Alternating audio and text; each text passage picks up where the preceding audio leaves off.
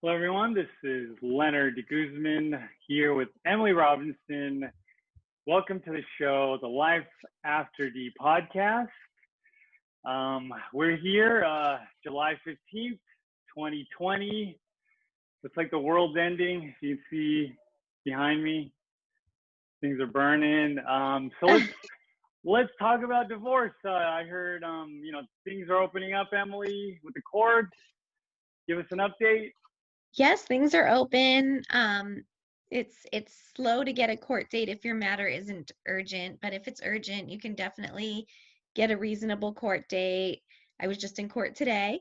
Um, so it's opening up and I'm trying to work from home more, my little love seat, because now there seems like they're like regressing on the opening up orders.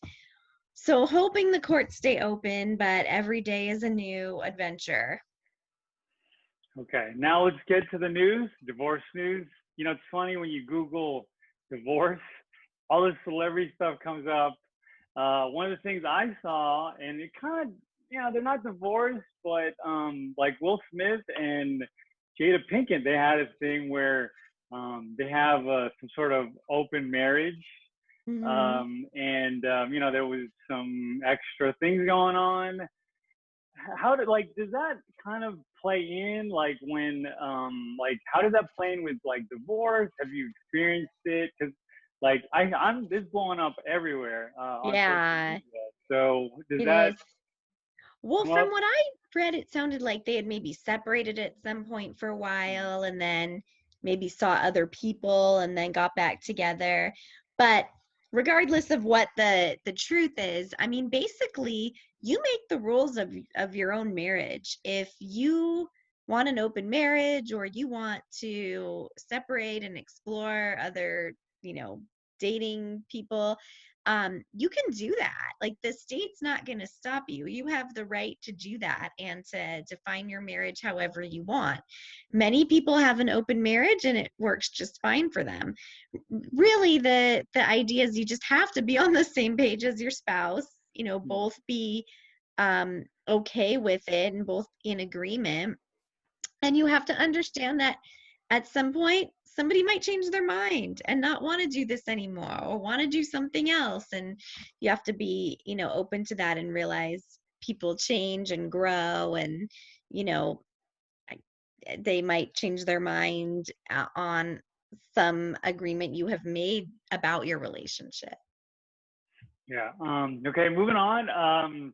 You know, um, I go to like Westwood, like where UCLA is, and there's this hammer museum. I'm talking about on Wilshire? I've never been there. Well, I it's mean, a I've been to museum. Wilshire, but not the museum. Well, there's this like it's a hammer museum, and so I'm saying this. I'm trying to set it up because this actor Army Hammer. So that's his family's museum, right? Like who Oh. knew? His now ex-wife Elizabeth Chambers filed for divorce from Army Hammer. The Hollywood couple celebrated their 10th wedding anniversary in May.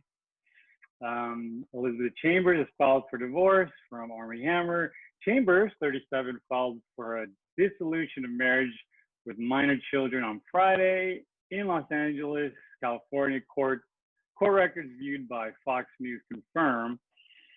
Chambers made the filing the same day the pair announced in a joint statement on social media that they were calling it quits after 10 years of marriage, according to People. Chambers cited irreconcilable differences as a reason for the split. Their date of separation is listed as July 6th. Now, is it like irreconcilable differences? That's kind of like the generic term, right? What does that Right. like entail? I mean, since we're a no-fault divorce state, you're not required to say why you're divorcing. It could be any reason. Your spouse had an affair, you're not happy anymore. You just woke up one morning and decided you don't want to be married. I mean, it can really be anything. So, because we don't want people litigating over the reasons for the divorce, and that's why it's become a no-fault divorce state. Irreconcilable differences is just what you put, because you don't need to state the reason why you're getting a divorce.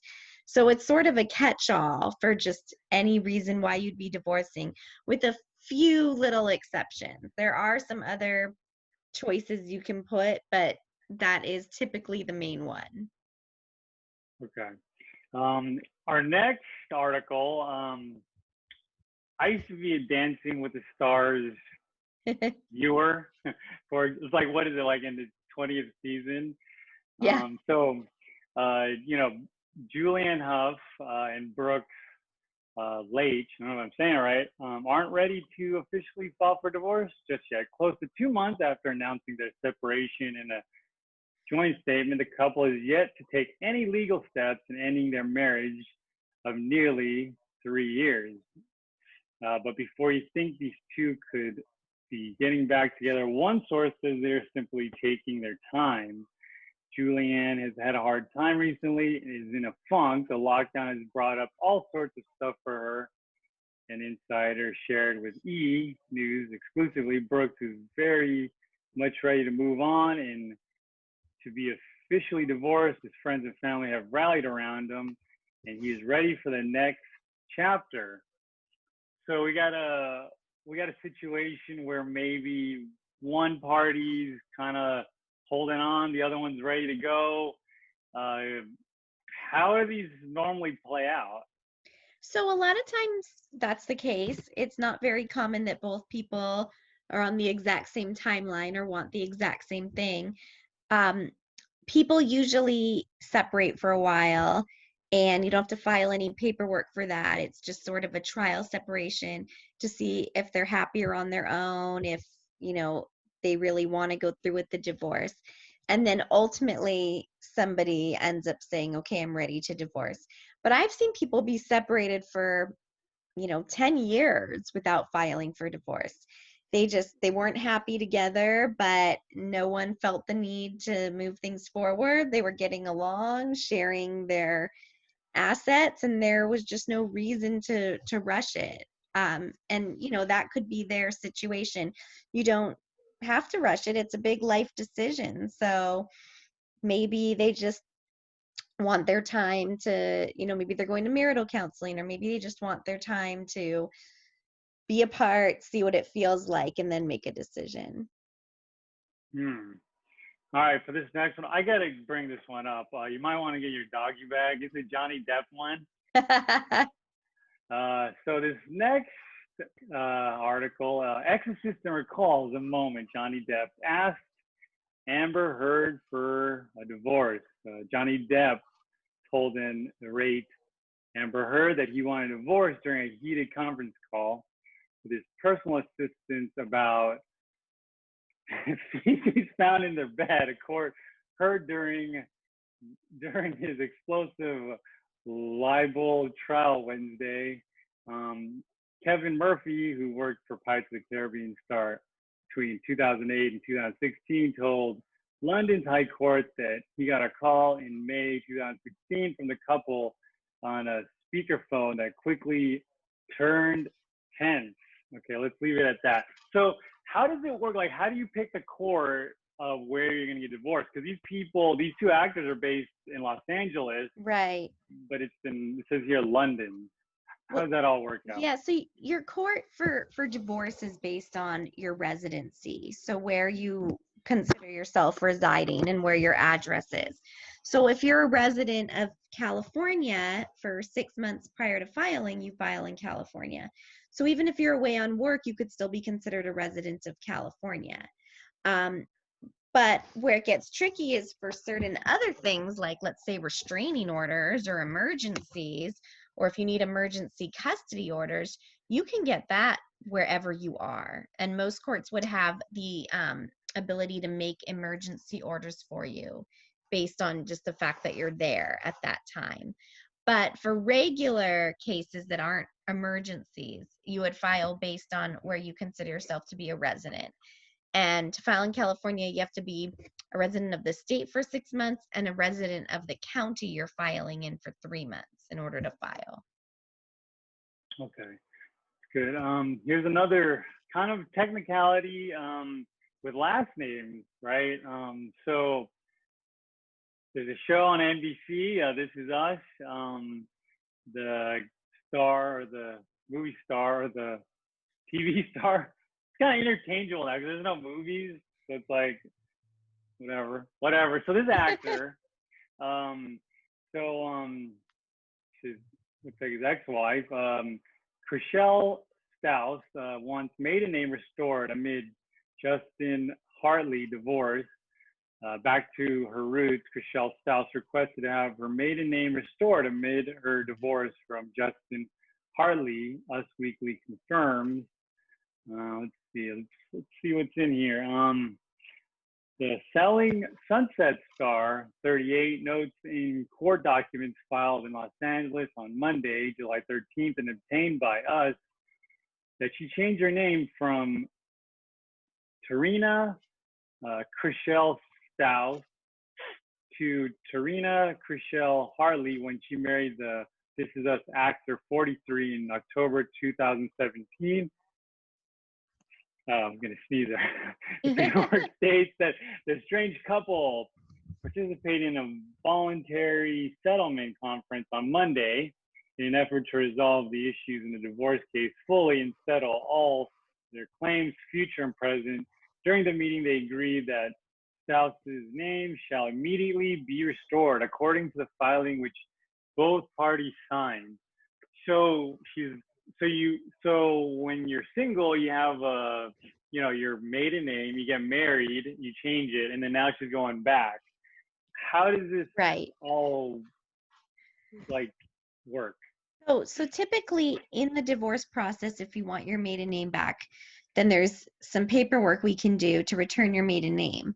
And then once the court enters that judgment for divorce, you can take that paper to like the DMV and the Social Security office and get your maiden name back. If you don't do it during the divorce because you're not sure you want your maiden name back, but later on you decide that you do, there's a simple process we can do at that time to get you your maiden name back with the court.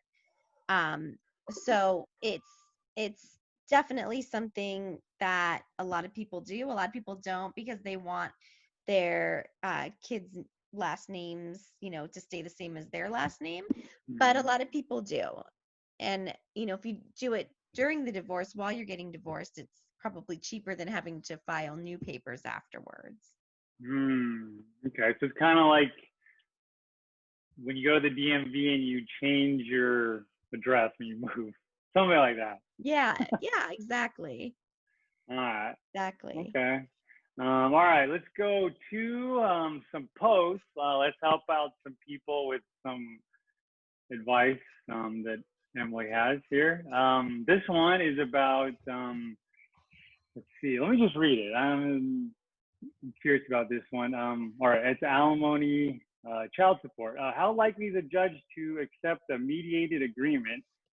I won't get too much into it in detail because I plan on posting after everything is over to deal with more of the emotional aspects of the divorce. But we live in Massachusetts, been together over 10 years, living together 10 and married 3. We did have a prenup agreement that stipulated our marriage start time back in 2010 when we started living together. She is a higher earner, and I have been dealing with some mental health issues the last couple of years while also doing some part-time work. Also, in the prenup agreement, I agreed for no part of the house is mine. She gets the full property, which she did pay and is only right. But we did decide on the alimony situation be calculated our marriage start from 2010 and also to a small percentage of 401k and her pension. Let's see. I'm having a lot of trouble dealing with this for me. I'm very emotional and trying to be as understanding about the way she's feeling right now and wanting to end the marriage.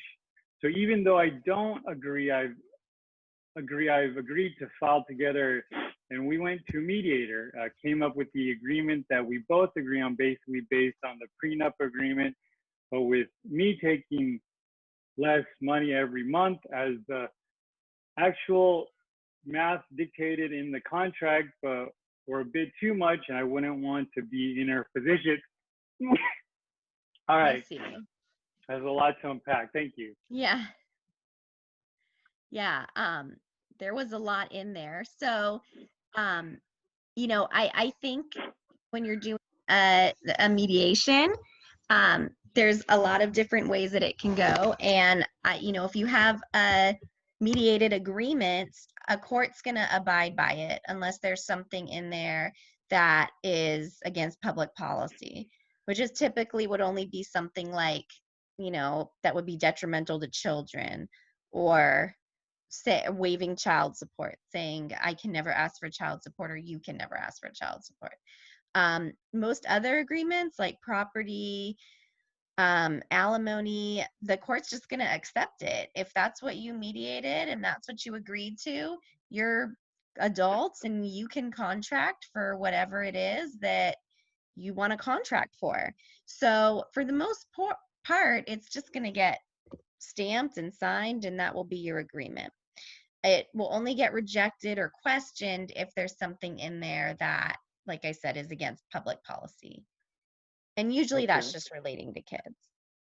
Oh, I feel like I'm going to sneeze again. It's like, I don't know, it's like season. I don't know if allergy is like all year round for me.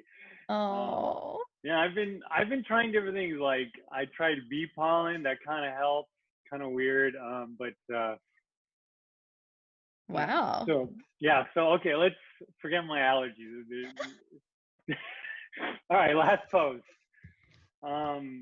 Spousal support. I'm 35 and my spouse is 33. I got married in India in 2016 and sponsored my wife to Canada in 2017.